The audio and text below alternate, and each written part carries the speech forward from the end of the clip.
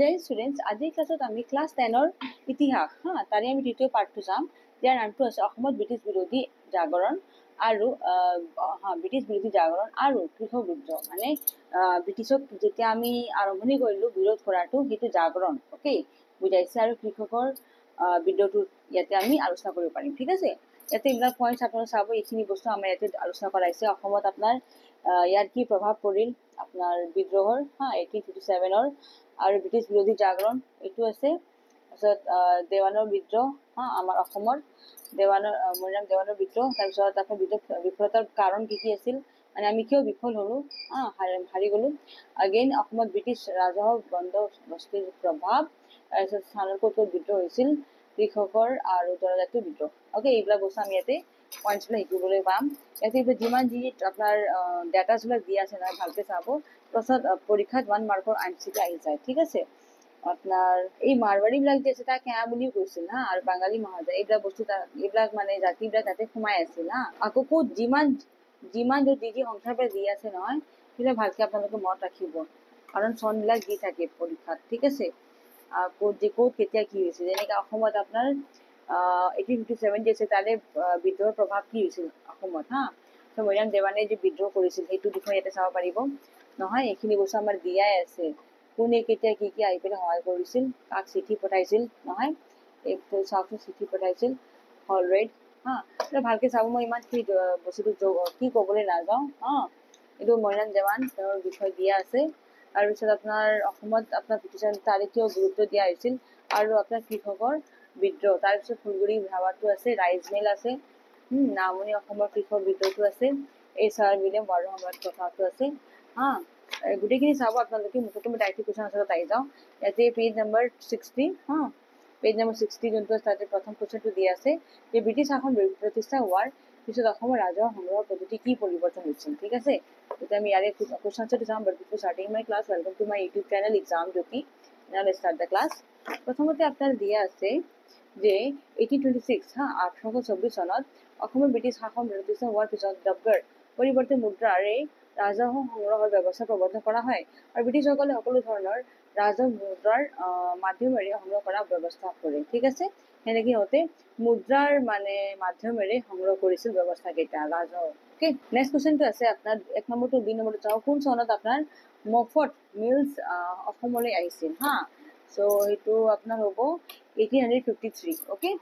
Next আছে কেয়াসকল কোন আছিল। এইমাত্ৰ কেয়া বিষয়ে কৈছিলোঁ মই, মাৰৱাৰী কেইটা কেয়া বুলি কয়। চ' কেয়াসকল হৈছিল বহিৰাগত মাৰৱাৰী সম্প্ৰদায়ৰ লোক, যিয়ে অসমীয়া প্ৰজাক সুতৰ বিনিময়ত ধন ধাৰলৈ দি জীৱিকা নিৰ্বাহ কৰিছিল। তাৰমানে সিহঁতে অসমীয়া মানুহক পইচা দিছিল যে সুতত নহয়, এনেকৈ দিয়ে নহয় যে চাপোজ মোৰ তাত পইচা আছে, মই আপোনাক সুতত দিলোঁ আৰু তাৰপিছত কি কৰিব, আপোনাৰ পৰা মই পইচাটো ল'ম, লগতে সুতৰো পইচা লৈ থাকিম। সেনেকৈ মোৰ ইনকাম হ'ল আৰু আপোনাৰো সহায় হৈ গ'ল। সেনেকৈ মাৰৱাৰীকেইটা এইবিলাক কাম কৰিছিল সিহঁতৰ বেয়া কি বুলি কয়, কেয়াসকল বুলি ক'ম। ঠিক আছে, নেক্সট আপোনাৰ 4 নম্বৰটো চাওঁ। অসমত 1857 চনৰ বিদ্ৰোহৰ নেতৃত্ব কোনে লৈছিল। অসমত কোনে লৈছিল নেতৃত্বটো, সেইটো হ'ব মণিৰাম দেৱানে লৈছিল 5 নম্বৰটো চাই এতিয়া ইমান চনত আপোনাৰ বিদ্ৰোহ অসমৰ বিদ্ৰোহীসকলে কোন আহোম ৰাজকোঁৱৰক পুনৰাই অসম সিংহাসনত বহাবলৈ খুজিছিল, সেইটো কোন হ'ব, কন্দৰ্পেশ্বৰ সিংহ।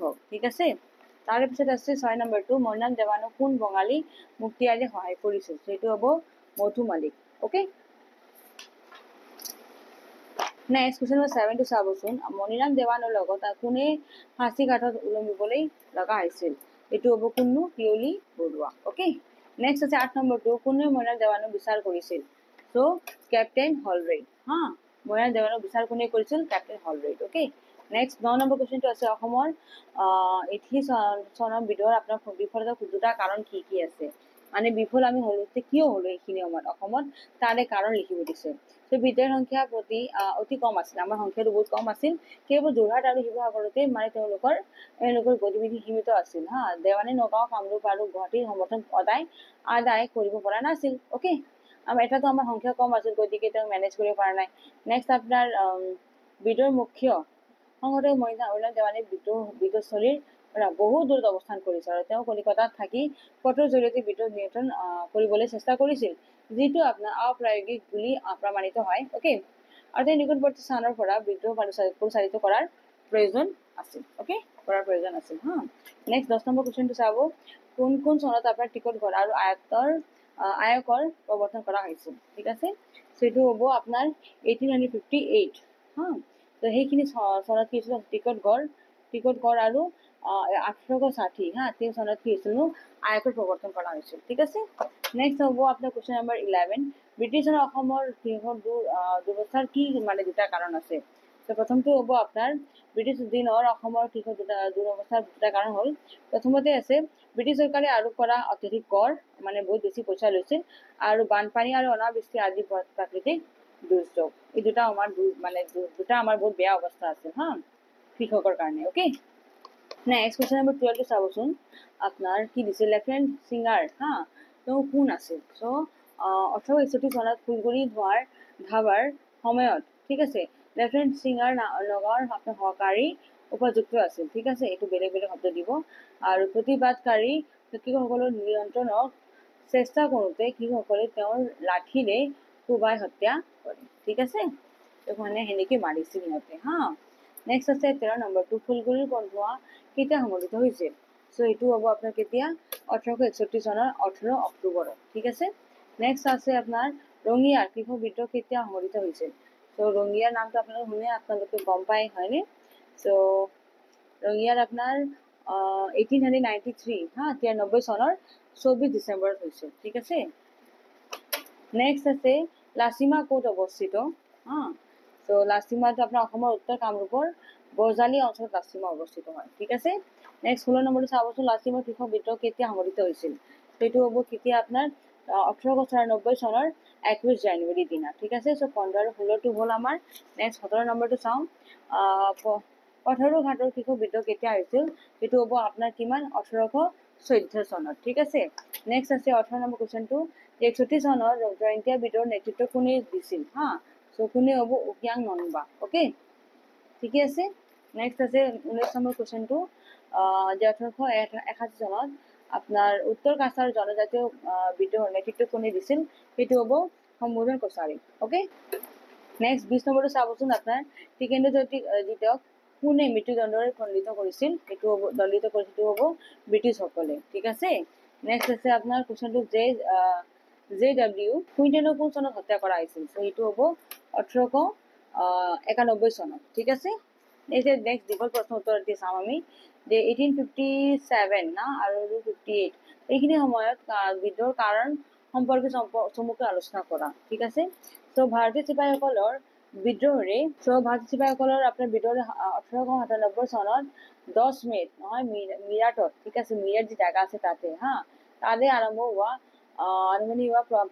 ভাৰতৰ প্ৰথম স্বাধীনতা সংগ্ৰামৰ হা এটা প্ৰশাসন আছিল আৰু অসমৰ 1857 চনত কি হয় বিদ্ৰোহ হয় অসমৰ ঠিক আছে অসমৰ বিদ্ৰোহৰ সূত্ৰপাত হোৱাৰ প্ৰধান কাৰণ হৈছে আপোনাৰ ব্ৰিটিছ প্ৰশাসনৰ ওপৰত জনসাধাৰণ অসন্তুষ্টি ঠিক আছে আৰু মানে সন্তুষ্টি হোৱা পৰা নাছিল হা আৰু জনসাধাৰণ অসন্তুষ্টিৰ কাৰণ কেইটা তলত উল্লেখ কৰা হৈছে প্ৰথমতে আছে চাহ বাগিচাসমূহ ভূমি ৰাজহৰ পৰা আপোনাৰ ৰেহাই ব্ৰিটিছসকলে উজনি অসমত স্থাপন কৰা চাহ বাগিচাৰ অন্তৰ্ভুক্ত ভূমি ৰাজহৰ ৰেহাই দিছিল আৰু অতিৰিক্ত কৰৰ বোজা সাধাৰণ কৃষকে বহন কৰিব লগা হৈছিল ওকে নেক্সট দ্বিতীয় পইণ্টটো দিব কুটিৰ শিল্পৰ অৱনীতি হা তো ব্ৰিটিছসকলে বিদেশী বস্ত্ৰ আমদানি কৰাৰ নীতি গ্ৰহণ কৰাৰ ফলত হা পাট মুগা শিল্পৰ লগত কি কৰিছিল জড়িত লোকসকলৰ অৱস্থা শোচনীয় হৈ পৰিছিল ঠিক আছে এই দুটা মেইন কাৰণ আছে ঠিক আছে তাৰে পিছত আৰু মই দি আছো মই 4টামান পইণ্ট চলাই দিছো হা তাৰে দুটামান হ'ল এতিয়া তৃতীয়টো চাওঁ নিয়োগৰ অভাৱ ঠিক আছে অসমীয়া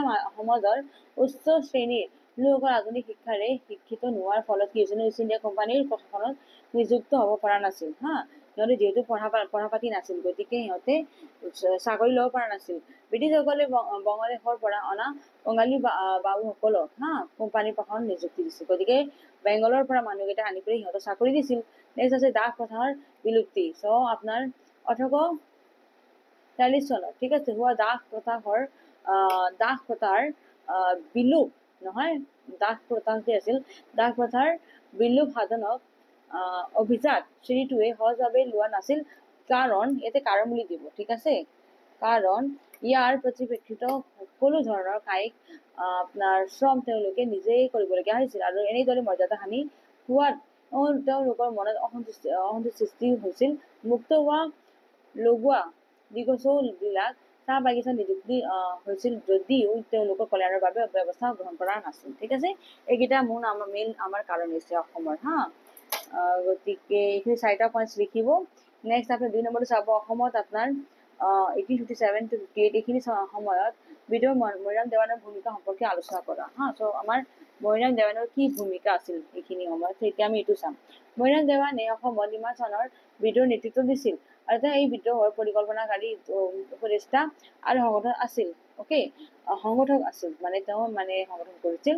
মৈৰাম দেৱানে তেওঁৰ কৰ্মজীৱনৰ প্ৰথম ভাগত অসমৰ ব্ৰিটিছ চৰকাৰৰ অধীনৰ সেৱাত নিযুক্ত আছিল, কিন্তু ব্ৰিটিছৰ নীতিৰ ফলত তেওঁ ক্ষমতা আৰু মৰ্যাদা হেৰুৱাই সাধাৰণ প্ৰজা হিচাপে জীৱন নিৰ্বাহ কৰিবলগীয়া হৈছিল আৰু আহোম ৰাজতন্ত্ৰৰ পুনৰ প্ৰতিষ্ঠা হলে হেৰুৱা মৰ্যাদা ঘূৰাই পোৱাৰ আশাত তেওঁ আপোনাৰ 1853 চনত ঠিক আছে কলিকতা উচ্চ ন্যায়ালয়ত মুখ্য ন্যায়াধীশ আপোনাৰ মফমিলছৰ ঠিক আছে মফমিলছৰ হাৰত এখন আবেদন দাখিল কৰে, যদিও তেওঁৰ প্ৰতি কোনো সহানুভূতি প্ৰদৰ্শন কৰা নাছিল, বৰং তেওঁ এজন চক্ৰান্তকাৰী হিচাপে অভিহিত কৰিছিল। ঠিক আছে, আহোম ৰাজকোঁৱৰ কন্দৰ্পেশ্বৰ সিংহৰ হাতত অসমৰ শাসনভাৰ অৰ্পণ কৰাৰ বাবে ব্ৰিটিছ কৰ্তৃপক্ষ সমানে কৰিবলৈ আপোনাৰ 1857 চনৰ প্ৰথম ভাগত তেওঁ কলিকতালৈ গৈছিল, কিন্তু তেওঁ বংগদেশৰ গভৰ্ণৰ জেনেৰেলক লগ কৰাৰ কোনো সুযোগ নাপালে তেওঁ লগ ধৰিব পৰা নাই। মিৰটত সূত্ৰপাত ঘটা চিপাহী বিদ্ৰোহৰ বিষয়ে তেওঁ কলিকতা জানিব পাৰিলে। অসমত আহোমসকল পুনৰ প্ৰতিস্থাপন লক্ষ্যত উপনীত হোৱাৰ উদ্দেশ্য ব্ৰিটিছৰ বিৰুদ্ধে সংগ্ৰামত অৱতীৰ্ণ হোৱা সুযোগ হিচাপে তেওঁ এই ঘটনাত দৃষ্টিপাত কৰিলে। কলিকতাত মৈৰাম দেৱানে মধু মল্লিক নামৰ এজন বঙালী মুখীয়ালৰ সৈতে মিলিত হৈ ব্ৰিটিছসকলক অসমৰ পৰা উৎখাত কৰাৰ ষড়যন্ত্ৰ ৰচনা কৰে আৰু তেওঁলোকৰ বাহাদুৰ গাঁওবুঢ়া ফৰমুদ আলী ঠিক আছে দুটিৰাম বৰুৱা, মাইৰাম নাজিৰ, মহাবীৰ মুখীয়াৰ আদি ব্যক্তিৰ সমৰ্থন লাভ কৰে। ঠিক আছে, এইবিলাক সমৰ্থন দিছিল আৰু এই বুলি সিদ্ধান্ত গ্ৰহণ কৰা যে এই কন্দৰ্পেশ্বৰ সিংহই বিদ্ৰোহৰ নেতৃত্ব প্ৰদান কৰিব আৰু মৈৰাম দেৱানে অস্ত্ৰ-শস্ত্ৰৰ ব্যৱস্থা কৰিব। ঠিক আছে, মৈৰাম দেৱানে কলিকতাৰ পৰা কন্দৰ্পেশ্বৰ সিংহ আৰু অন্যান্য বিশ্বাসী লোকক প্ৰতিটো বিদ্ৰোহলৈ সাজু হবলৈ আহ্বান জনোৱাৰ লগতে ডিব্ৰুগড় আৰু গোলাঘাটত অৱস্থান কৰা ভাৰতীয় সৈন্যসকলৰ লগত যোগাযোগ স্থাপন কৰিবলৈ আহ্বান জনায়। আৰু ইমান চনত কি হৈছিল, অক্টোবৰ মাহত তাতে দুৰ্গা পূজাৰ সময়ত বিদ্ৰোহ সংঘটিত কৰাৰ সিদ্ধান্ত লোৱা হয় আৰু আঁচনি অনুসৰি কন্দৰ্পেশ্বৰ সিংহ অসমৰ ৰজা হিচাপে অধিষ্ঠিত হ'ব আৰু মৈৰাম দেৱানে প্ৰধানমন্ত্ৰী হ'ব। ঠিক আছে, সেনেকে তেওঁ প্ৰধানমন্ত্ৰী হ'লে অৱশ্যে নেতাসকলে পদক্ষেপ লোৱাৰ আগতে ব্ৰিটিছে অভিসন্ধিটো আপোনাৰ ধৰা পেলালে। কাৰণ বুলি দিব। ঠিক আছে, কাৰণ ব্ৰিটিছ চৰকাৰৰ বিৰুদ্ধে স্পষ্টভাৱে ষড়যন্ত্ৰৰ উল্লেখ থকা মৈৰাম দেৱানে প্ৰথমে ব্ৰিটিছৰ হাতত পৰিছিল আৰু বিদ্ৰোহ সংগঠনত তেওঁ পালন কৰা ভূমিকাৰ বাবে তেওঁ কলিকতাত গ্ৰেপ্তাৰ কৰি দিছে, এৰেষ্ট কৰিছিল, কৰি পেলাই বিচাৰৰ সন্মুখীন হ'বলৈ অসমলৈ অনা হয়। ব্ৰিটিছৰ বিৰুদ্ধত কৰা ষড়যন্ত্ৰৰ বাবে দোষী সাব্যস্ত কৰি তেওঁক আৰু পিয়লি বৰুৱা ঠিক আছে পিয়লি বৰুৱাটো বেলেগ নাম হ'ব, পিয়লি বৰুৱাক ইমান চনৰ 26 ফেব্ৰুৱাৰীত যোৰহাট কাৰাগাৰ ৰাজহুৱালৈ ফাঁচি দিয়া হয়। সেনেকে তেওঁ ফাঁচি দিয়া হ'ল। ঠিক আছে, ত' সেনেকে তেওঁ ফাঁচি দিয়া হৈছিল আমাৰ মৈৰাম দেৱানক। ঠিক আছে, পিয়লি বৰুৱাৰ লগত।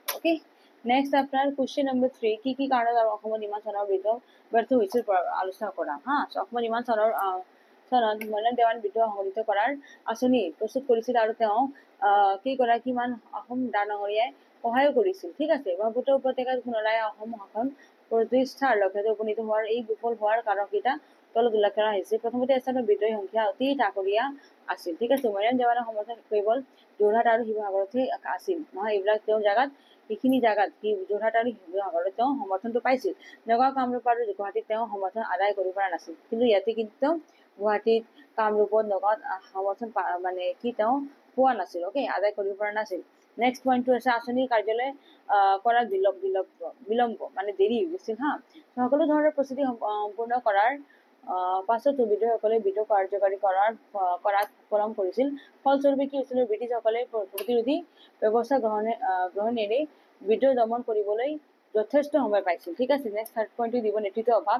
বিদ্ৰোহৰ প্ৰধান সংগঠক আপনাৰ মৈনাম দেৱানে সুদূৰ কলিকতাৰ পৰা পত্ৰৰ জৰিয়তে বিদ্ৰোহ পৰিচালনা কৰাৰ চেষ্টা কৰিছিল, যিটো আপোনাৰ বাস্তৱসন্মত নাছিল হা। তেওঁ সম্ভৱ সোনকালে অসমলৈ ঘূৰি আহিব, ঘূৰি আহি বিদ্ৰোহটো পৰিচালনা কৰাটো উচিত আছিল হা। মৈনাম দেৱানে ভাল প্ৰশাসক আছিল, তাৰ ভাল এটা প্ৰশাসক আছিল, মানে কেনেকৈ প্ৰশাসন কৰিব লাগে তেওঁ এটা ভাল আছিল এনেকুৱা মানুহটো, আৰু যদিও বিদ্ৰোহৰ নেতৃত্বৰ বাবে আৱশ্যকীয় অৰ্হতা নাছিল। ঠিক আছে, নেক্সট 4 পইণ্ট চাব, জন সমৰ্থনৰ অভাৱ। চ' অসমৰ নতুন মধ্যবিত্ত শ্ৰেণীৰ লোকসকলে বিদ্ৰোহৰ প্ৰতি সহানুভূতি প্ৰদৰ্শন কৰা নাছিল, আৰু অসম ৰাজতন্ত্ৰৰ অধীনত জীৱন ধাৰাতকৈ তেওঁলোক বঙালী বাদ্যবস্তু শ্ৰেণীৰ জীৱন ধাৰাৰ প্ৰতিহে আকৰ্ষিত হৈছিল। আৰু মৈনাম দেৱান আৰু অন্য তেওঁৰ সহযোগীসকলে বিদ্ৰোহত সমাজৰ সকলো শ্ৰেণীক জড়িত কৰাৰ বাবে কি কৰিছিল, ক্ষেত্ৰত তেওঁ কোনো পদক্ষেপ গ্ৰহণ কৰা নাছিল। ঠিক আছে, নেক্সট 5 নম্বৰ পইণ্টটো দিব, যে গোপনীয়তাৰ অভাৱ, মানে চিক্ৰেচি বস্তুটো নাছিল হা, চব বস্তু অপেন হৈ গৈছিল। চ' মৈনাম দেৱানে কলিকতাৰ পৰা তেওঁৰ সহযোগীসকলে লিখা পত্ৰ ব্ৰিটিছসকলে হস্তগত কৰাৰ পৰিণতিত কি হৈছিল, সমগ্ৰ অভিসন্ধিটো ৰাজহুৱা হৈ গ'ল, তাৰমানে চবেই গম পালে। ফলস্বৰূপে বিদ্ৰোহ আৰম্ভ কৰাৰ পূৰ্বেই তেওঁ ইয়াক দমন কৰা হ'ল। তাৰমানে বস্তুটো যেতিয়া আৰম্ভণি কৰিলে তাৰ আগতে চবে গম পালে আৰু সেনেকে দমন কৰি দিলে, বন্ধ কৰি দিলে গোটেইখিনি বস্তু আপোনাৰ বিদ্ৰোহী কেইটা। ঠিক আছে, নেক্সট 4 নম্বৰটো চাম, যে অসমৰ এইখিনি সময়ত আপোনাৰ বিদ্ৰোহৰ আপোনাৰ গুৰুত্ব সম্পৰ্কে কি আলোচনা কৰা। অ'কে, চ' অসমৰ এইখিনি চনৰ আপোনাৰ বিদ্ৰোহ অসমৰ ইতিহাসৰ এক উল্লেখযোগ্য ঘটনা এইটো হয়, আৰু যদি বিদ্ৰোহটো অসমৰ পৰা ব্ৰিটিছক বিতাড়িত কৰাৰ ক্ষেত্ৰত বিফল হৈছিল, তথাপি এই বিদ্ৰোহ অসম আৰু ইয়াৰ জনসাধাৰণৰ ওপৰত সুদূৰ প্ৰসাৰী প্ৰভাৱ পেলাইছিল, মানে চবকে এটা প্ৰভাৱ পেলাই গৈছিল এইটো বস্তু যদিও মানে বিফল হৈছিলো আমি। অ'কে, আৰু এই বিদ্ৰোহৰ গুৰুত্ব সম্পৰ্কে তলত উল্লেখ কৰা হৈছে। প্ৰথমটো আছে অসম জাতীয় আন্দোলনৰ অংশত পৰিণত হয় এইখিনি সময়ত আপোনাৰ বিদ্ৰোহৰ অসমৰ অংশগ্ৰহণ ঘটনাটো হৈছে প্ৰথমটো ঘটনা, য'ত দেশৰ পৰা ব্ৰিটিছক বিতাড়িত কৰিবলৈ ভাৰতৰ অৱশিষ্ট অংশৰ সৈতে অসমৰ জনসাধাৰণ যোগদান কৰিছিল, আৰু যেনেদৰে জাতীয় স্বাধীনতাৰ আন্দোলনৰ অংশ হৈ পৰিছিল। ঠিক আছে, দ্বিতীয় পইণ্টটো দিব আদৰ্শৰ উদাহৰণ। এইখিনি সময়ত আপোনাৰ কি হৈছিল, বিদ্ৰোহৰ পাছত 1860 চনৰ পৰা আপোনাৰ 94 চনলৈ, ঠিক আছে, 1894 চনলৈ কি হৈছিল, ৰাজ্যৰ বিভিন্ন অংশত বহুতো কৃষক বিদ্ৰোহ সংঘটিত কৰা হৈছিল, আৰু মানে মৈনাম দেৱানে পিয়লি বৰুৱাৰ মৃত্যুৱে কি কৰিছিল, জনসাধাৰণক আপোনাৰ অনুপ্ৰাণিত কৰিছিল। এই তেওঁৰ মৃত্যু হৈ গ'ল, চবৰে মানুহকেইটা কি হ'ল, অলপ মানে হেৰি হৈ গ'ল, মানে ভয়, মানে অলপ কি বুলি কয়, কোনেও এতিয়া প্ৰেৰিত কৰিব সেনেকুৱা টাইপ হৈ গ'ল না, সেনেকুৱা হৈ গ'ল সিহঁতৰ অৱস্থা আৰু অসমত আৰম্ভ হোৱা কৃষক বিদ্ৰোহসমূহতো আপোনাৰ 1857 চনৰ বিদ্ৰোহ প্ৰতিক্ৰিয়া বুলি বহুতো ইতিহাসবিদে বিবেচনাও কৰে। ঠিক আছে, 9 নম্বৰটো চাব, হিন্দু মুছলমানৰ মাজত একতা স্থাপন হিন্দু আৰু মুছলমান উভয় সম্প্ৰদায়ৰ বিশিষ্ট ব্যক্তিসকলে বিদ্ৰোহৰ মুখ্য সংগঠনৰ ভূমিকা পালন কৰিছিল, আৰু এই একতাই কি কৰিছিল, জাতীয়বাদৰ উদ্যম বৃদ্ধি কৰাৰ লগতে ৰাজ্যত সাম্প্ৰদায়িক সম্প্ৰীতিও ঘোষণা কৰে। ঠিক আছে, নেক্সট চতুৰ্থ পইণ্ট দিব আপোনাৰ অনুপ্ৰেৰণাৰ উৎস মহাত্মা গান্ধীৰ আপোনাৰ নেতৃত্বত উদ্গম হোৱা জাতীয় আন্দোলনত আপোনাৰ সক্ৰিয়ভাৱে অংশগ্ৰহণ কৰিবলৈ বিফল বিদ্ৰোহটো স্বাধীনতাৰ প্ৰিয় জনতাক আপোনাৰ কি বুলি অনুপ্ৰাণিত কৰিছিল। অ'কে,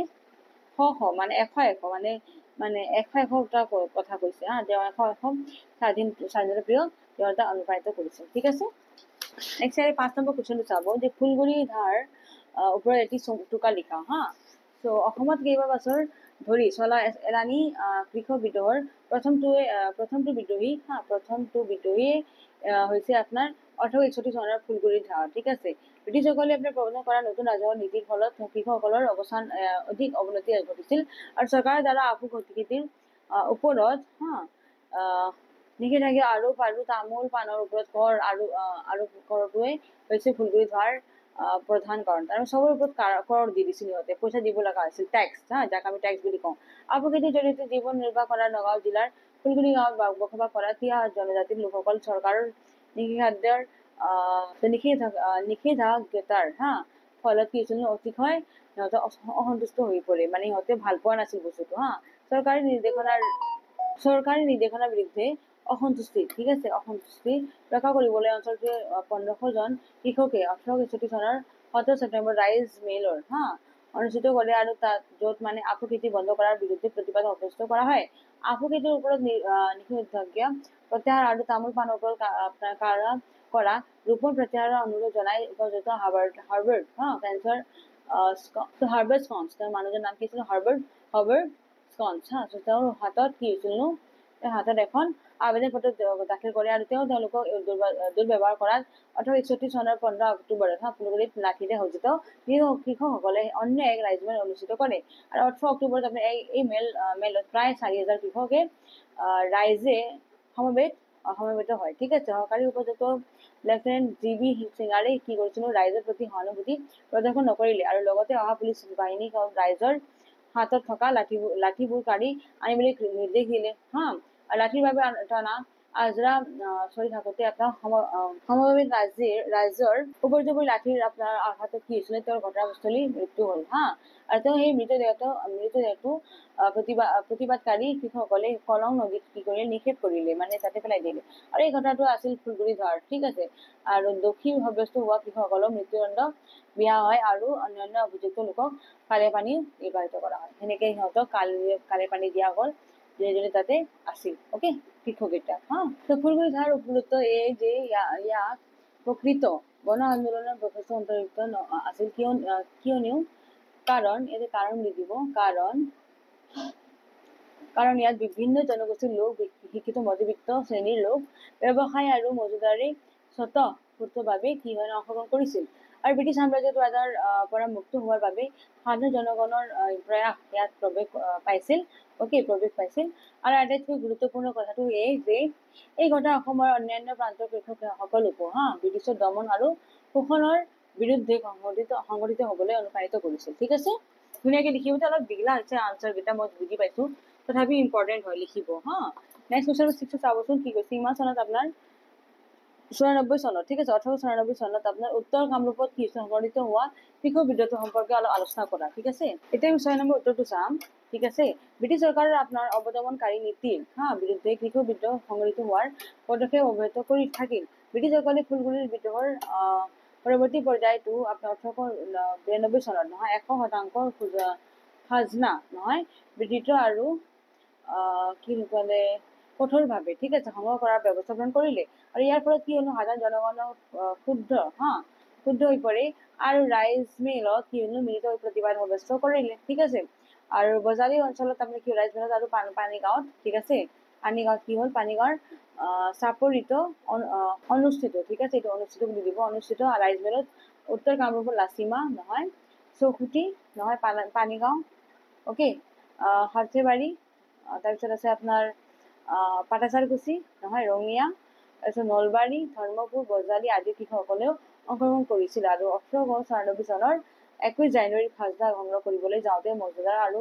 মণ্ডলৰ ৰাইজে মাৰপিট কৰে, চবে মিলিজুলি মাৰপিট কৰিছিল আৰু ইয়াৰ ফলস্বৰূপে কি হল, মজুদাৰৰ মৃত্যু হ'ল। ঠিক আছে, বৰপেটাৰ আপোনাৰ মহকুমাধিপতি মাধৱ চন্দ্ৰ বৰদলৈ কি হল 75 জন লোকক আটক কৰে, ঠিক আছে, মানে এটেক কৰে আৰু লক্ষ্মীবাৰ জিৰণি শিবিৰলৈ লৈ যায়। ঠিক আছে, অৱশ্যে 3000 জন কি হৈছিল কৃষকে ভাবুকি প্ৰদান কৰাৰ ফলত কি হল ফলস্বৰূপে তেওঁলোকক মুকলি কৰি দিবলৈ বাধ্য হ'ল পিছদিনা উপযুক্ত মেককেবে কি কৰিল 59 জন বিদ্ৰোহীক গ্ৰেপ্তাৰো কৰে আৰু জেলত কি কৰে আবদ্ধ কৰি ৰাখে। ঠিক আছে, তেওঁ সমবেত ৰাইজৰ দাবী মানিবলৈ অস্বীকাৰ কৰিলে, মানে সিহঁতৰ দাবীটো মানি লোৱা নাই, সকলো আটক ব্যক্তিকে তেওঁ বিভিন্ন প্ৰকাৰৰ শাস্তি প্ৰদান কৰিলে। অ'কে, আৰু প্ৰধান নেতাসকল আছিল কোননো, পুষ্পৰাম কলিতা, দেৱী দত্ত শৰ্মা, জয়ন্তী বেজ, তাৰপিছত নিৰ্ভাষা কলিতা আৰু মংগলু কলিতা আৰু 1894 চনত কি হৈছিল সংঘটিত লাচিমাৰ কৃষকৰ বিদ্ৰোহে হৈছে তেওঁৰ উত্তৰ কামৰূপৰ প্ৰধান কৃষক বিদ্ৰোহ। ঠিক আছে, এইটো হ'ল আমাৰ কৃষক বিদ্ৰোহৰ গোটেই আলোচনা নেক্সট আমাৰ 7 নম্বৰ কুৱেশ্যনটো আছে যে 1894 চনত আপোনাৰ পথৰু ঘাটত সংঘটিত হোৱা কৃষক বিদ্ৰোহৰ এটি খতিয়ান দাঙি ধৰা। ঠিক আছে, তো ব্ৰিটিছসকলৰ অৱদমনকাৰী অৰ্থনৈতিক বৃত্তিৰ বিৰুদ্ধে আপোনাৰ 1861 চনৰ পৰা 1894 চনৰ এলানি কৃষক বিদ্ৰোহ সংঘটিত কৰা হৈছিল আৰু কামৰূপ, দৰং আৰু নগাঁও জিলাৰ বহুতো অংশত বিদ্ৰোহৰ উত্থান ঘটিছিল, যদিও অধিক সংখ্যক বিদ্ৰোহ ব্ৰিটিছে কঠোৰভাৱে দমন কৰিছিল আৰু 1894 চনৰ 28 জানুৱাৰী দৰং জিলাৰ পথৰু ঘাটত কৃষকসকলেও বিদ্ৰোহ সংঘটিত কৰিছিল আৰু বিদ্ৰোহৰ সূত্ৰপাত হোৱাৰ লগতে বৃহৎ মাত্ৰাত প্ৰস্তুতি আৰু পৰিকল্পনা কৰি থৈছিল আৰু মংগলদৈ মহকুমাৰ কলাইগাঁৱত মংগলদৈ, চিপাঝাৰ আৰু পথৰুঘাট তহচিলৰ কৃষকসকলে কি কৰিছিল, প্ৰথমতে নিজ নিজ অঞ্চলত ৰাইজ মিল অনুষ্ঠিত কৰে আৰু পৰৱৰ্তী পৰ্যায়ত আপোনাৰ 26 জানুৱাৰীৰ পৰা 28 জানুৱাৰীলৈ পথৰ ঘাটত আপোনাৰ ৰাইজ মিল অনুষ্ঠিত কৰি গোট খোৱাৰ সিদ্ধান্ত গ্ৰহণ কৰিছিল। হা, জিলাধিপতিয়ে আপোনাৰ এই সম্পৰ্কে অৱগত হোৱাত এই তেওঁ আৰক্ষী অধীক্ষকৰ সৈতে পুলিচ আৰু সামৰিক বাহিনীৰ এক বৃহৎ ফৌজ লৈ পথৰ ঘাটত উপস্থিত হয় আৰু খাজনা দিবলৈ অমান্তি হোৱা কৃষকৰ ভূমি তেওঁলোকে বাজেয়াপ্ত কৰে। ঠিক আছে, আৰু 200 জন আপোনাৰ ক্ষুদ্ৰ কৃষকে ঠিক আছে অধিক বেৰিংটন আগুৰি ধৰাত তেওঁ কোনোমতে সাৰি আহি জিৰণি শিবিৰত আশ্ৰয় গ্ৰহণ কৰে আৰু লাঠি আৰু বাঁহৰ কামিৰে সজ্জিত প্ৰায় 2000 গৰাকী উত্তেজিত কৃষকে জিৰণি শিবিৰৰ পিনে অগ্ৰসৰ হয়। ঠিক আছে, আৰু উত্তেজিত আপোনাৰ লোকসকলক নিয়ন্ত্ৰণ কৰিবলৈ উপযুক্ত বল প্ৰয়োগ নিৰ্দেশ দিয়াত তেওঁলোকে ইয়াৰ উত্তৰত দলীপ ভুমুটিৰ ব্যৱহাৰ কৰে আৰু সমবেত কি হ'ল, কৃষকসকলৰ নিয়ন্ত্ৰণ কৰিবলৈ ব্যৰ্থ হোৱাত উপযুক্ত বেৰিংটনক গুলী চালনা কৰিবলৈ নিৰ্দেশ দিয়ে, তাৰমানে গুলী চলাবলৈ অৰ্ডাৰ দিলে। ঠিক আছে, গুলী চালনাৰ ফলস্বৰূপে কি হ'ল, 140 জন আপোনাৰ কৃষকৰ মৃত্যু হ'ল, আনহাতে 150 জনৰ কৃষক আহত হ'ল মানে দুখ পালে। অৱশ্যে চৰকাৰী হিচাপৰ মতে 15 জন কৃষকৰ মৃত্যু হয় আৰু 37 জন কৃষক আহত হয়। তাৰমানে সিহঁতে দুখ পায়। চৰকাৰে মানে 37 জন কৃষকক গ্ৰেপ্তাৰ কৰি বিদ্ৰোহত জড়িত থকাৰ অভিযোগত বিচাৰ কৰি আৰু আকলু শ্বেখ আৰু অন্যান্য 6 জনক শাস্তি প্ৰদান কৰা হয় আৰু বাকী সকলোকে কি কৰে, মুক্তি দিয়া হয়। ঠিক আছে, ব্ৰিটিছৰ অৰ্থনৈতিক নীতিৰ বিৰুদ্ধে অসমত উত্থান হোৱা বিদ্ৰোহ ৰাণীৰ ভিতৰত এয়া অন্তিম বিদ্ৰোহ আছিল। ঠিক আছে, নেক্সট আপোনাৰ 8 নম্বৰ কুৱেশ্যনটো চাওকচোন, যে 1850 চনত আপোনাৰ ব্ৰিটিছৰ বিৰুদ্ধে জয়ন্তীসকলে কৰা বিদ্ৰোহৰ বিষয়ে এটা চকু দিয়া। এটা টুকুৰা লিখা, এইটো টুকুৰা লিখি এতিয়া আমি দিম আৰু কিহৰ বিষয়ে, জয়ন্তীসকলৰ বিদ্ৰোহটো। ঠিক আছে, তো ব্ৰিটিছৰ বিৰুদ্ধে সংগ্ৰামত অৱতীৰ্ণ হোৱা এক অন্যতম পাহাৰীয়া জনজাতি আপোনাৰ হৈছে কোনো জয়ন্তীসকল।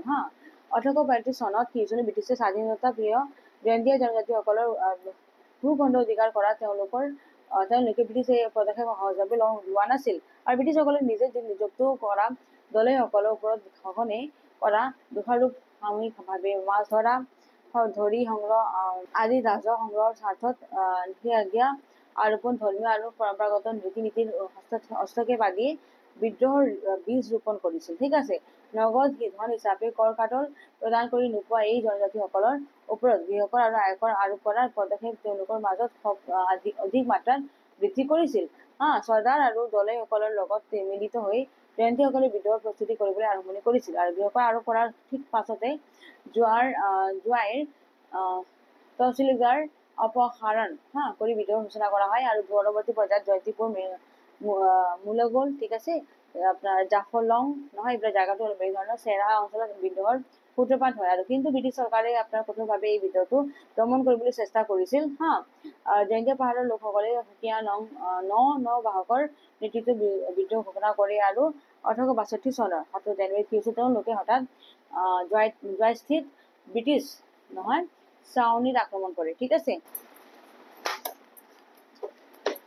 তো তেওঁলোকে জোৱাই চেৰাপুঞ্জী আৰু জয়ন্তীপুৰ সংযোগী পথ দুটা আগৰ পৰা অৱৰোধ কৰি ৰাখিছিল আৰু তেওঁলোকৰ ওপৰত কি কৰিছে, অত্যাচাৰ চলোৱা পুলিচ বাহিনীৰ লোকক হত্যা কৰিছিল। ঠিক আছে, বিদ্ৰোহৰ মাজতে ব্ৰিটিছ চৰকাৰে ব্ৰিগেডিয়াৰ জেনেৰেল G.D. স্বাৰ্থক, ঠিক আছে, G.D. স্বাৰ্থক সমগ্ৰ জয়ন্তীয়া পাহাৰৰ ওপৰত সামৰিক তথা অসামৰিক নেতৃত্ব প্ৰদান কৰি আৰু BWD মাৰ্টনক সাঁচি জয়ন্তীয়া পাহাৰৰ উপযুক্ত হিচাপে নিয়োগ কৰে। ঠিক আছে, আৰু চৰকাৰে গ্ৰহণ কৰা দমনমূলক পদক্ষেপৰ বাবে বিদ্ৰোহৰ কাৰ্যকলাপ হ্ৰাস পাবলৈ ধৰে। ঠিক আছে, এইটো বেলেগকে দিব। স্বেচ্ছা আত্মসমৰ্পণ কৰা সকলো বিদ্ৰোহীক সাধাৰণ সমাধান কৰিব বুলি ঘোষণা কৰাৰ লগতে উকিয়াং নবাহনক আপোনাৰ জীৱন্ত আটক কৰিব পৰা জনক 1000 টকাৰে পুৰস্কৃত কৰিব বুলি ঘোষণাও কৰে। ঠিক আছে, আৰু অৱশেষত কি হৈছিল আপোনাৰ উকিয়াং নবাহ ব্ৰিটিছৰ আপোনাৰ হাত ধৰা পৰাত তেওঁক জোৱাইত ৰাজহুৱাকৈ ফাঁচি দিয়া হৈছিল। ঠিক আছে, আৰু উকিয়াং নবাহক ফাঁচি দিয়াৰ পিছত কি হৈছিল, অন্যান্য বিদ্ৰোহীসকলৰ আশা ভংগ হয়, সেনেকে চবৰে আশাটো ভংগ হৈ গ'ল আৰু 1863 চনত কিছু ব্ৰিটিছৰ ওচৰত আত্মসমৰ্পণ কৰিছিল আৰু এনেদৰে এই বিদ্ৰোহটো অন্ত পৰিল। সেনেকে সিহঁতে মানে এই বিদ্ৰোহটো শেষ কৰিলে। অ'কে, নেক্সট এতিয়া 9 নম্বৰটো চাম যে 1891 চনত মণিপুৰত, ঠিক আছে, টি কেন্দ্ৰীয় নেতৃত্ব ব্ৰিটিছৰ বিৰুদ্ধে হোৱা বিদ্ৰোহৰ বিষয়ে লিখা। অ'কে, চ' এতিয়া আমি এইটো চাম 91 চনৰ। অ'কে, চ' দীৰ্ঘকাল জুৰি মণিপুৰ ব্ৰিটিছৰ সুৰক্ষাৰ অধীনত আপোনাৰ দেশীয় ৰাজ্য ৰূপে বৰ্তি আছিল। আৰু 1890 চনত কি হৈছিল, সিংহাসনৰ বাবে ৰাজ পৰিয়ালৰ মাজত বিবাদ সূত্ৰপাত হোৱাত অসমৰ ব্ৰিটিছ আপোনাৰ চিফ কমিছনাৰে অনাহকতে হস্তক্ষেপ কৰে। ব্ৰিটিছৰ উপস্থিত সুযোগ গ্ৰহণ কৰি যুৱৰাজ কৰ্ণেল সুৰচন্দ্ৰই মহাৰাজ সুৰচন্দ্ৰক আপোনাৰ সিংহাসন কৰি 1890 চনৰ 21 ছেপ্টেম্বৰত সিংহাসন দখল কৰে। ঠিক আছে, আৰু সুৰচন্দ্ৰক সহায়ৰ বাবে অনুৰোধ জনোৱাত ব্ৰিটিছে কৰ্ণপাত নকৰিলে আৰু ব্ৰিটিছৰ বিৰুদ্ধে গোপনে বিদ্ৰোহৰ পৰিকল্পনা কৰা সেনাপতি আপোনাৰ টিকেনৰ দ্বিতীয় দেশান্তৰিত কৰিবলৈ নতুন এটা হেঁচা হিচাপে প্ৰয়োগ কৰে। অৱশ্যে জনপ্ৰিয় সেনাপতিজনক দেশান্তৰিত কৰাটো সুৰচন্দ্ৰৰ বাবে সহজ কথা নাছিল। ঠিক আছে, আৰু এনে প্ৰেক্ষাপটত কি হৈছিল, অসমৰ মুখ্য আয়ুক্ত JW কুইণ্টেন আৰু 4জন অন্যান্য বিষয়া টিকেনৰ যাতে এটেক কৰিবলৈ মণিপুৰলৈ আহোঁতে বিদ্ৰোহী মণিপুৰসকলে আটাইকেইজনক হত্যা কৰে। ঠিক আছে, চবকে মাৰি পেলালে।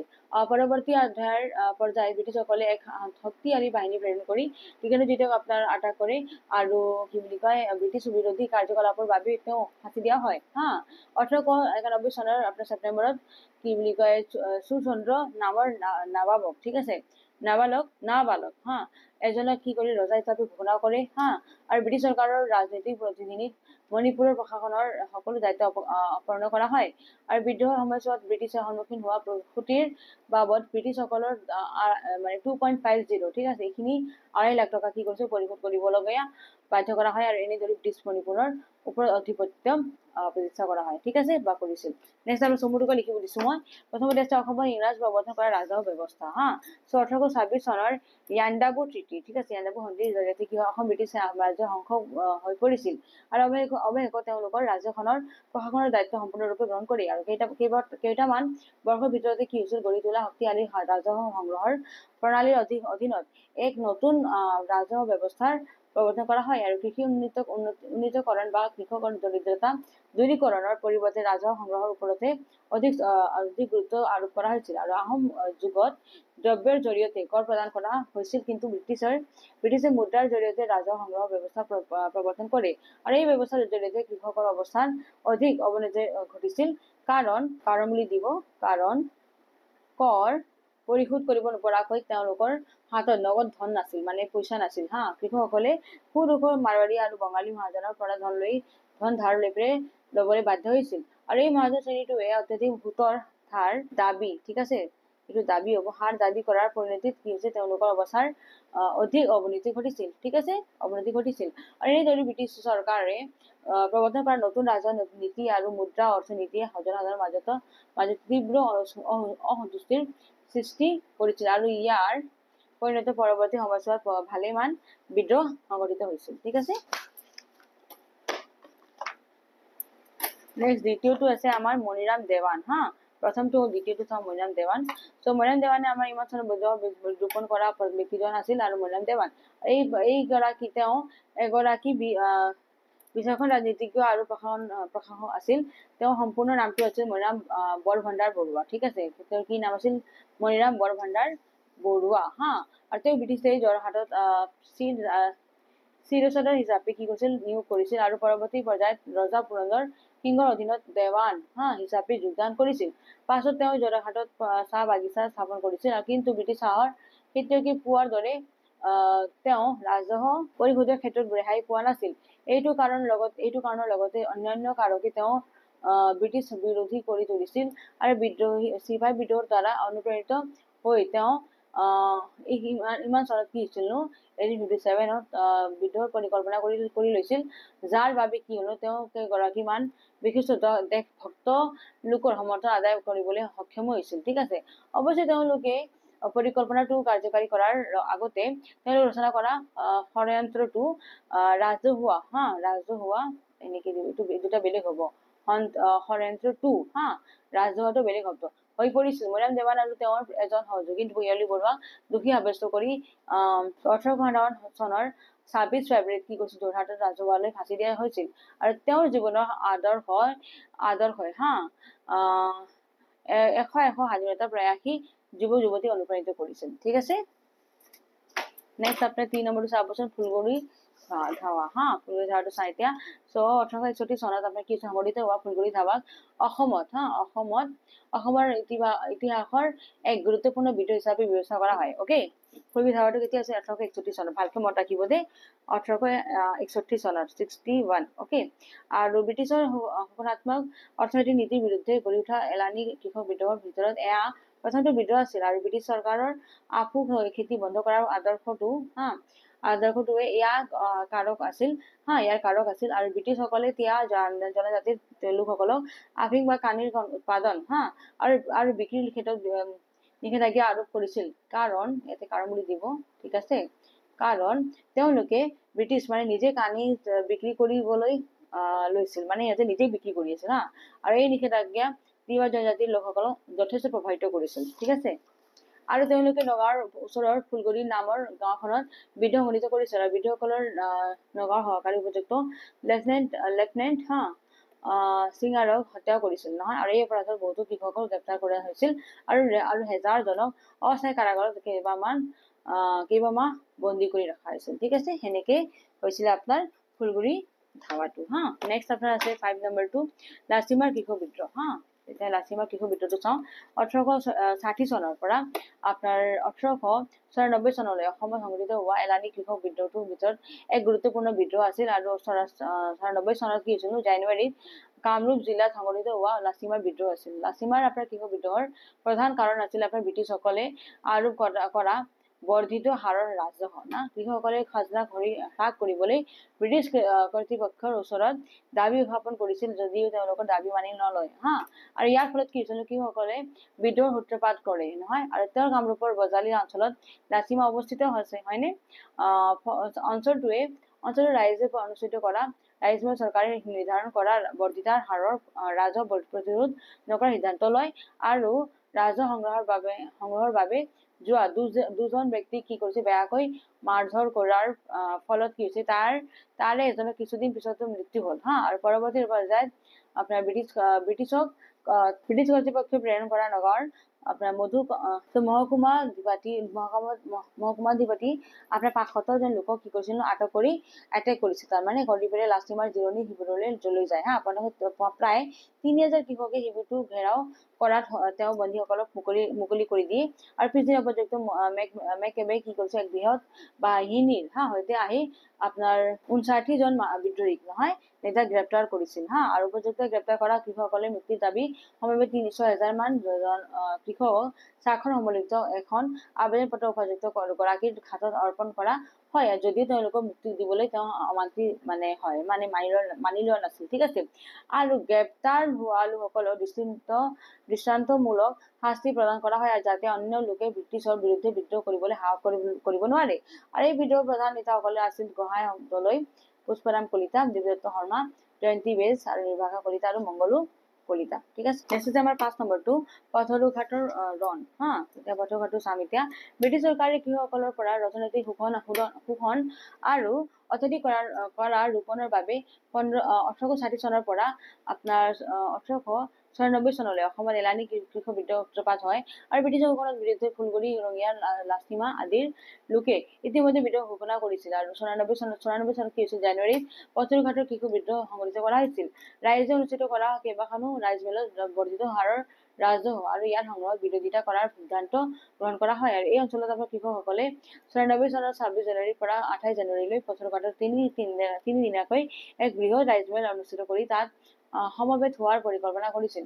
জিলাধিপতিয়ে এই সম্পৰ্কে অৱগত হোৱা তেওঁ আৰক্ষী অধীক্ষকৰ সৈতে পুলিচ আৰু সামৰিক বাহিনীৰ এক বৃহৎ ফৌজ লৈ 27 জানুৱাৰীত পথৰুঘাটত উপস্থিত হয়। আৰু খাজনা নিদিয়া কৃষক সম্পত্তি তেওঁলোকে বাজেয়াপ্ত কৰি আনে আৰু এই ঘটনাত ক্ষুব্ধ হৈ ৰাজহ সংগ্ৰহ কৰিবলৈ যোৱা আৰক্ষী অধীক্ষক বেৰিংটনৰ প্ৰায় 200 জন কৃষকে আগুৰি ধৰে। আৰু তেওঁ কোনোমতে হাৰি আহি জিৰণি শিবিৰত উপনীত হয় আৰু লাঠি আৰু বাঁহৰ খুমিৰে কামিৰে সজ্জিত প্ৰায় 2000 গৰাকী উত্তেজিত কৃষকে জিৰণিৰ শিবিৰ পিনে অগ্ৰসৰ হয় হা উত্তেজিত লোকসকলক নিয়ন্ত্ৰণ কৰিবলৈ আগবাঢ়িছিল জে ডি এণ্ডাৰছন নহয় বল প্ৰয়োগৰ নিৰ্দেশ দিয়াত তেওঁলোকে ইয়াৰ আপোনাৰ প্ৰত্যুত্তৰত কি হৈছিল দলীয় সমিতি নহয় ব্যৱহাৰ কৰিছিল তাৰমানে চবকে মাৰিছে আৰু সমবেত কৃষকসকলক নিয়ন্ত্ৰণ কৰিবলৈ ব্যৰ্থ হোৱাত উপযুক্তই বাহিনীজনক গুলীচালনা কৰিবলৈ নিৰ্দেশ দিয়ে হা গুলী চলাবলৈ দিয়ে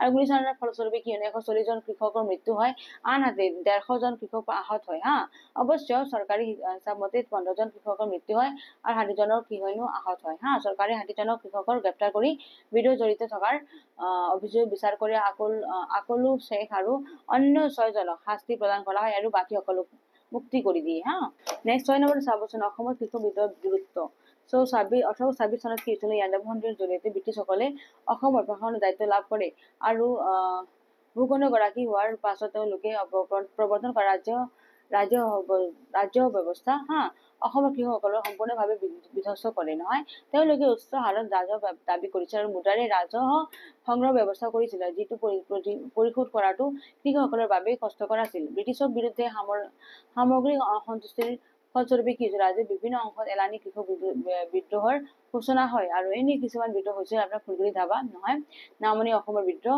ৰঙিয়াৰ বিদ্ৰোহ তাৰপিছত আছে লাচিমাৰ বিদ্ৰোহ পথৰঘাটৰ বিদ্ৰোহ হা ইত্যাদি ঠিক আছে তো এই বিদ্ৰোহ বিলাকৰ উল্লেখযোগ্য বিষয়বস্তু যে এয়া সাধাৰণ জনগণৰ বিদ্ৰোহ আছিল নহয় অভিজাত শ্ৰেণীৰ বিদ্ৰোহ নাছিল আৰু দ্বিতীয়তে আপোনাৰ কি হৈছিল ব্ৰিটিছ চৰকাৰৰ আৰোপ কৰা অত্যাধিক ৰাজহৰ বিৰুদ্ধে এই বিদ্ৰোহসকলৰ বিদ্ৰোহসমূহ সংঘটিত কৰা হৈছিল আৰু ইয়াত ৰাজনৈতিক বা সামাজিক দিশ জড়িত হৈ থকা নাছিল নহয় অৰ্থনৈতিক কাৰণৰ বাবে এই বিদ্ৰোহটো সংঘটিত কৰা হৈছিল তদুপৰি এই বিদ্ৰোহসমূহে ব্ৰিটিছ বিৰোধী যুঁজৰ অগ্ৰণী স্থানত সাধাৰণ জনগণৰ উত্থান দেখুৱায় আৰু এই বিদ্ৰোহসমূহে কি কৰিছিল ৰাজ্যখনত স্বাধীনতাৰ স্পৃহা বৃদ্ধি কৰে আৰু এয়া ভৱিষ্যত প্ৰজন্মৰ বাবে প্ৰেৰণাদায়ক ৰূপান্তৰ হৈ পৰে অকে এইটো আমাৰ অসমৰ কি হৈছিল কৃষক বিদ্ৰোহৰ গুৰুত্ব হা তেতিয়া আমি নেক্সট আমাৰ ভিডিও লাষ্ট কোৱেশ্চন চাম টিকেন্দ্ৰজিতৰ বিষয়ে চাম হা তো মণিপুৰৰ ইতিহাসৰ এক অন্যতম বিশিষ্ট ব্যক্তি আছিল টিকেন্দ্ৰজিত নহয় আৰু তেওঁ মণিপুৰৰ ৰাজ্য সেনাপতি হিচাপে কেইবা বছৰ ধৰি কাৰ্যনিৰ্বাহ কৰিছিল আৰু তেওঁ এগৰাকী প্ৰকৃত দেশভক্ত আছিল যিয়ে মানে মণিপুৰ ৰাজ্যৰ কল্যাণৰ বাবে অৱদান আগবঢ়াইছিল হা সেই ব্ৰিটিছৰ আশ্ৰিত ৰাজ্য মণিপুৰৰ অভ্যন্তৰীণ বিষয়ত হস্তক্ষেপ কৰাৰ প্ৰয়াস কৰোঁতে তেওঁ ব্ৰিটিছসকলৰ বিৰোধিতা কৰিছিল আৰু অৱশেষত তেওঁ ৰাজ্যখনৰ ব্ৰিটিছ বিৰোধী আন্দোলনৰ নেতা হৈ পৰে আৰু মণিপুৰ ৰাজ্যৰ নিয়ন্ত্ৰণৰ বিষয়টো ব্ৰিটিছ তেওঁক প্ৰতিবন্ধক হিচাপে গণ্য কৰিছিল হা আৰু তেওঁক আটক কৰি নিৰ্বাহিত কৰাৰ পৰিকল্পনা তেওঁলোকে কৰিছিল আৰু কিন্তু দুৰ্ভাগ্যবশতঃ কি হলনো যেতিয়া অসমৰ আপোনাৰ চিফ কমিশনাৰ JW কুইণ্টন আৰু অন্য 4জন বিষয়াক টিকেন্দ্ৰজিক গ্ৰেপ্তাৰ কৰিবলৈ আহিছিল তেতিয়া স্বাধীনতা প্ৰিয় মণিপুৰীসকলে তেওঁলোকক হত্যা কৰিলে অৱশ্য পৰৱৰ্তী পৰ্যায়ত ব্ৰিটিছ টিকেন্দ্ৰজিক আটক কৰি ব্ৰিটিছ বিৰোধী কাৰ্যকলাপৰ বাবে দোষী সাব্যস্ত কৰি ৰাজহুৱালৈকে ফাঁচিও দিলে হা আৰু শক্তিশালী ব্ৰিটিছৰ বিৰুদ্ধে তেওঁ সংগ্ৰাম সাহসিকতাপূৰ্ণ দেশভক্তিৰ কাহিনী হিচাপে স্মৰণীয় হৈ ৰব ঠিক আছে গতিকে মণিপুৰৰ কাৰণে ডাঙৰ এটা মানে মানুহজন কোন আছিল টিকেন্দ্ৰজিত নহয় ভালকে মনত ৰাখিব ঠিক আছে এইটো মোৰ ভিডিও লাষ্ট কোৱেশ্চন আছিল ইয়াতে মোৰ ভিডিও ফিনিশ কৰিলো যদি ভিডিওটো ভাল পাইছে লাইক বাটন প্ৰেছ কৰিব আৰু যদি সাবস্ক্ৰাইব কৰা মোৰ চেনেলটো exam Jyoti please subscribe my channel thanks for watching Jay